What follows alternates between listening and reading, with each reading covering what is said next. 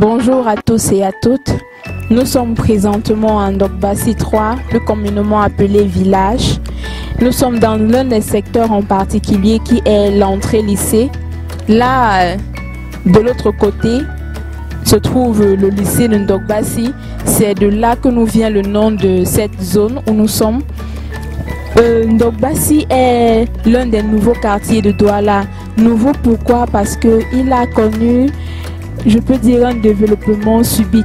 Toutes les maisons que vous voyez là ont moins de 5 ans d'âge. Donc, c'est pour ça que autour de vous, vous allez voir plein de maisons nouvellement construites ou bien plein de chantiers. Et qui dit bien sûr, avec toute la population qui est venue, il y a également beaucoup de choses qui ont suivi, notamment plusieurs écoles.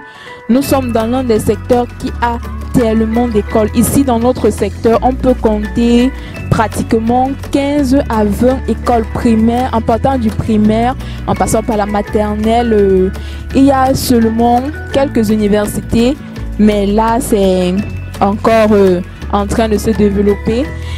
Et par la même occasion, on a eu des nouveaux centres commerciaux, des nouveaux petits bars, des snacks. Ici, on va voir que la majorité de ceux qui sont ici sont des locataires. Donc, c'est vraiment, comme qui dirait, une zone commerciale, une très bonne zone d'habitation, parce que la majorité de ceux qui sont là ont construit pour avoir vraiment plusieurs maisons en location. Donc, là, disons que les 50% de la population de Ndogbassi sont constitués de locataires.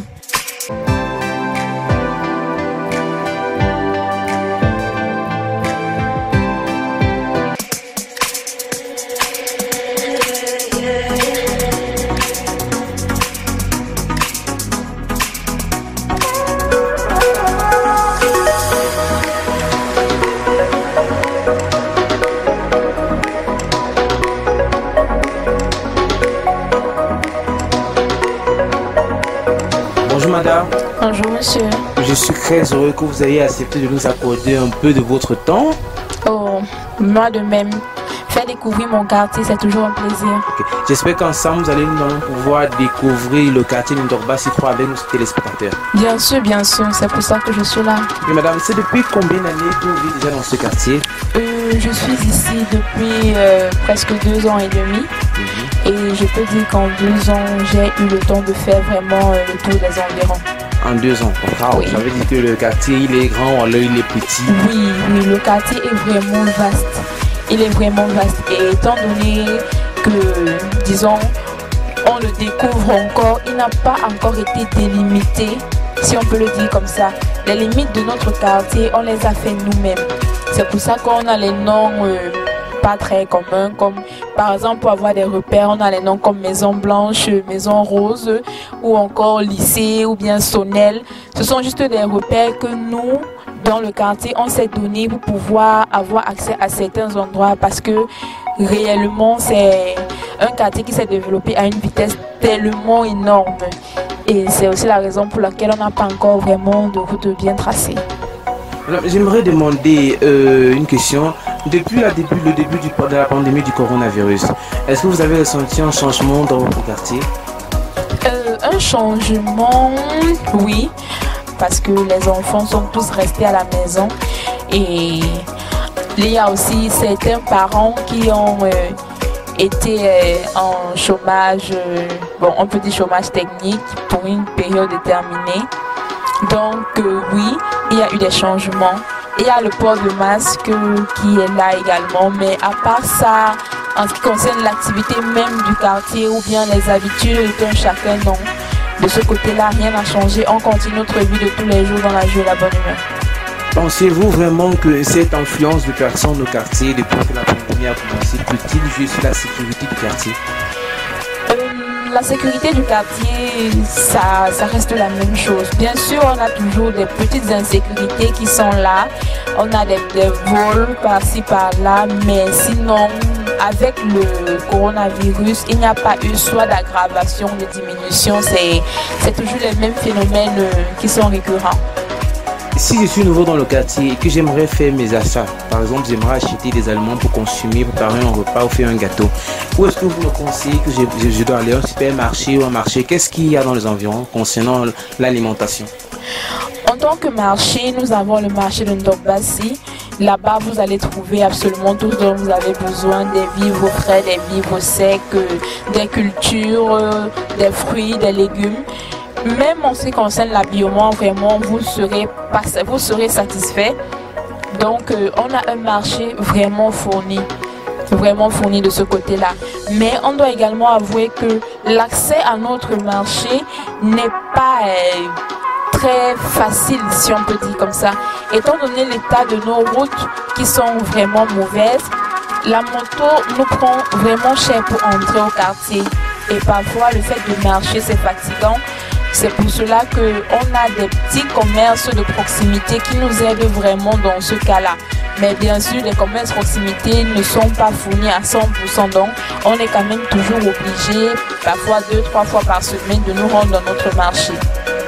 Je comprends actuellement. Ça veut dire que si quelqu'un a envie de consommer des produits ou faire un repas, il doit aller au marché. Au marché Ndogbassi, c'est cela? Oui, au marché de Ndogbassi, il trouvera vraiment absolument tous les ingrédients pour son repas. Est-ce qu'il y a un supermarché ici? Oui, nous avons un supermarché Belavie qui est juste à l'entrée lycée et on doit dire quand même que c'est notre fierté. Hein. C'est votre fierté, Belavie Le Côté qui est à l'entrée du quartier, c'est cela? Oui, Belavie Le Côté qui est à l'entrée du quartier. Bon, madame, si j'aimerais me distraire et passer du bon temps dans votre quartier, est-ce que c'est possible? Oui, on a des points de distraction. On peut citer le complexe Priscilla qui est un complexe qui vient d'ouvrir. Ils ont une très belle terrasse et proposent des boissons de choix et de qualité. Vous avez le complexe Rovi qui est là, qui fait à la fois snack, qui a une terrasse pour avoir une restauration, qui est également un hôtel. Donc là-bas, vous pouvez vraiment vous relaxer comme vous voulez. On a également Belavie. En plus d'être une boulangerie, elle fait également snack. Et au-dessus, vous avez le glacier où vous pouvez prendre un pot en toute tranquillité, dans l'intimité d'une conversation et tout. Bon, là maintenant, ce sont des points VIP.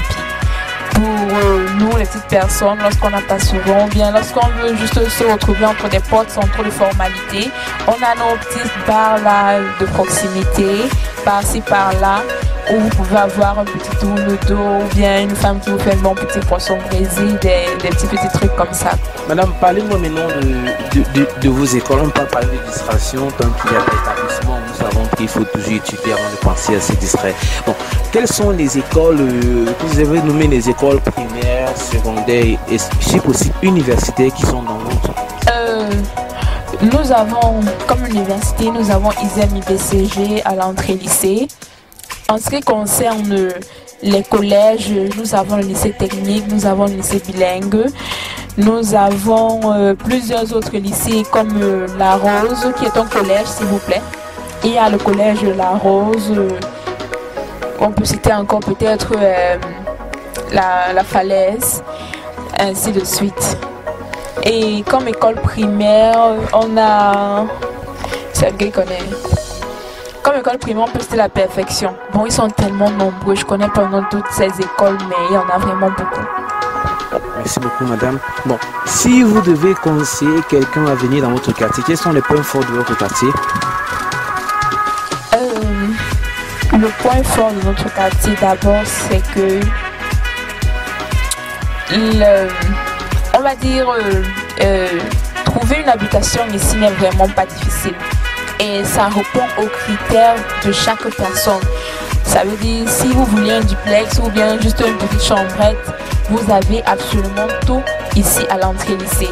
Nous sommes une véritable fraternité, donc vraiment les cambriolages et tout, c'est pas très fréquent parce que tout le monde connaît tout le monde, si je peux parler avec un terme pareil. Bon, en même temps, vous avez les écoles près pour les enfants, ce qui fait que vous n'aurez pas de crainte d'insécurité parce qu'ils ne vont pas traverser un grand axe lourd pour se rendre à l'école, c'est déjà ça. Vous aurez également, il y a plusieurs autres choses. Ici, l'eau également, étant donné que nous sommes dans une zone un peu marécageuse, l'eau, c'est pas ce qui nous manque. Bon, c'est vrai qu'il y a des avantages, mais il fait bon vivre à village. Parlons de l'électricité. Vous savez, parfois il arrive dans certains quartiers au Cameroun, par exemple, qui ont des coupures de lumière constantes. Est-ce que chez vous, vous rencontrez ce genre de coupures? Bien sûr qu'on rencontre des coupures, mais comparativement à d'autres quartiers, nos coupures ne sont vraiment pas très récurrentes. Donc, et même lorsqu'on a des coupures, on n'a pas des coupures sur peut-être 2-3 jours comme dans certains autres secteurs de Douala. Nous, nos coupures sont parfois seulement quand c'est vraiment trop duré, c'est mi-journée. Donc, on peut dire que du côté vraiment électricité, nous sommes bien, quoi. Nous sommes avantagés, si je peux dire ça comme ça, si je peux me permettre ce terme. Madame, avant de nous séparer, bien évidemment, j'aimerais que vous nous dites, est-ce que votre quartier est facile d'accès? Qu'est-ce qui, selon vous, qu'est-ce qu'on peut ajouter à ce quartier pour en encore plus beau, si je peux me le permettre? Notre quartier n'est vraiment pas facile d'accès parce que c'est une chaîne de montagnes, ce qui fait qu'avec les pluies, on a des routes qui sont extrêmement glissantes, ce qui favorise les accidents de la route. Et à cause de cela, l'accès au quartier est plus onéreux que devrait normalement l'être. Déjà, on va commencer par l'entrée du quartier. On a notre pont qui permettait à accéder à notre zone parce que le quartier, il a 2 zones d'accès.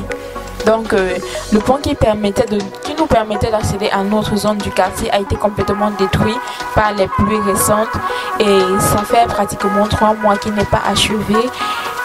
Conséquence, des véhicules sont obligés de faire un tour considérable et un tour bien sûr avec des routes vraiment pas possibles. Et c'est vraiment l'un des points faibles de notre quartier parce que ça empêche beaucoup de choses. Ça empêche vraiment beaucoup de choses et ça favorise les pannes de véhicules parce que croyez-moi, avec les secousses qui sont dessus, c'est vraiment pas facile. Bon, avec des pluies également, étant donné que nous sommes dans on peut presque dire une chaîne de montagne parce que c'est pas une montagne très uniforme. On a des secteurs qui sont à l'intérieur, donc qui se retrouvent parfois inondés. Et au niveau du marché, par exemple, on a un très grand cours d'eau qui passe par là et avec l'insalubrité parce que les femmes du marché n'ayant pas un endroit fixe où déposer les ordures pour qu'ils aient comme bien les prendre, les déversent directement dans ce canal-là. Conséquence, lorsqu'il pleut, on a vraiment beaucoup d'inondations. Ici, sortir en saison des pluies, c'est la course du combattant parce que l'eau peut carrément vous arriver au-dessus du genou.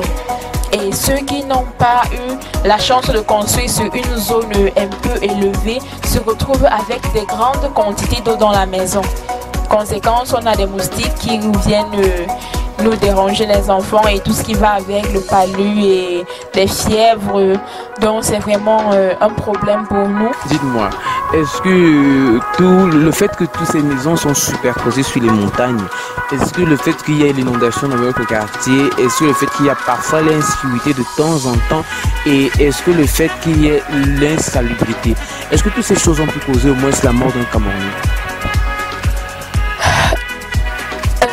À ma connaissance, non, mais je pourrais dire qu'il pourrait y en avoir parce qu'avec les saisons des pluies et les taximans qui entrent avec parfois 3 passagers avec eux, il y a des accidents qui se produisent presque tous les jours. Et ces accidents, malheureusement, pourraient à un moment donné causer la mort d'une personne ou de 2. Également avec les maisons vraiment qui sont serrées parce que nous sommes tous venus là comme nous implanter et on n'a pas vraiment des limites. Comme vous pouvez le voir par vous-même, les maisons n'ont pas forcément des bornes, si je peux dire. Elles ne sont pas très séparées. Elles sont regroupées, elles sont carrément serrées, si je peux dire comme ça. Donc, un feu pourrait se déclencher chez la voisine, ça enclenche chez le voisin, ça passe chez la voisine, ainsi de suite. Donc, avec vraiment toutes ces normes qu'on n'a pas respectées, oui, cela pourrait entraîner la mort de quelques personnes. Mais à ma connaissance, jusqu'à maintenant, l'inondation et ces accidents-là n'ont encore causé la mort de personne. Mais il y en a au moins des blessés? Oui, on a des blessés parfois très graves. Mais les morts vraiment, sauf si elles sont cachées, les morts, non, je n'en connais pas. Pas dans mon secteur en tout cas, dans d'autres peut-être, dans d'autres il y en a, mais dans mon secteur vraiment il n'y en a pas encore eu, par la grâce de Dieu.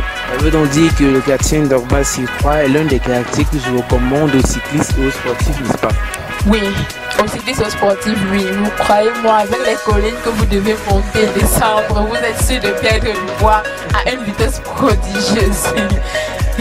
Donc, si vous voulez venir au quartier Ndorba, assurez-vous d'arrêter vos fauteurs et d'arrêter vos poumons. Oui, parce que le sport là est intense. Seulement quitter de l'entrée à chez vous, vous perdez au moins quelques grammes, ça c'est sûr. Donc, aller et retour, peut-être 2-3 fois par jour, ça c'est le meilleur régime minceur qui est. Ok madame, merci beaucoup. Ça a été un plaisir. J'espère prochainement nous allons voir peut-être d'autres choses de votre quartier. Si vous avez quelque chose à redire, alors nous allons nous arrêter là. C'était dans la découverte du quartier Ndorba-Sirkwa. Nous espérons que vous avez découvert avec nous ses loisirs et ses méfaits. Et nous avons vu ensemble tous les contours et les détours de ce quartier. Alors merci beaucoup madame et à la prochaine.